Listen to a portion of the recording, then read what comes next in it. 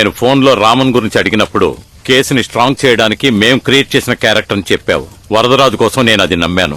కానీ నీ నుంచి రాని ఏదో నిజం దాగుంది.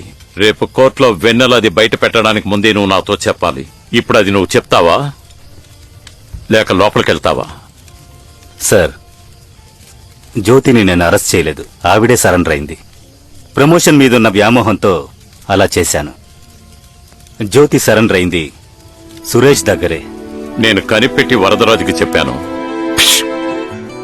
నువ్వు పని చెయ్యి, నువ్వు ఈ కోర్టు తీసేసి వేరే పని చూసుకో. పని దొరకపోతే నా దగ్గర జూనియర్ గా చేరు, నెలల జీతమైనా వస్తుంది.